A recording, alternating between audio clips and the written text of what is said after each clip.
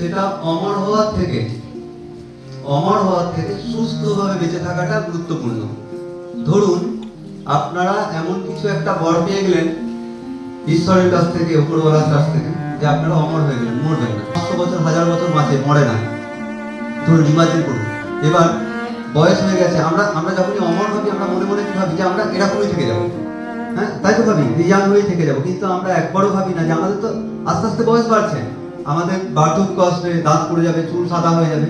এবার ভাবুন রুগ্ন শরীর, চুল সাদা হয়ে গেছে, দাঁত নেই, ঠিক করে হাঁটতে পারছি না, কিন্তু মরে যাওয়ার উপায় নেই, লাঠি নিয়ে কোনো রকমে বেঁচে আছি, কাঁপতে কাঁপতে বাঁচছি, কিন্তু মরতে চাইছি, মরতে পারছি না।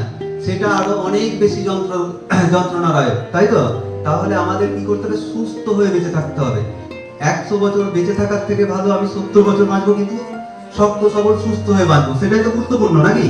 এই সুস্থ হয়ে বাঁচতে হলে আমাদের বেশ কিছু জিনিস মেনে চলতে হবে। কি না, সব থেকে গুরুত্বপূর্ণ যেটা, সেটা হচ্ছে হাইজিন মেনটেন করতে হবে। আর হচ্ছে আমাদের খাবার যেগুলো, সেগুলোই আমরা খাবো, এর বাইরে কোনো খাবার খাবো না।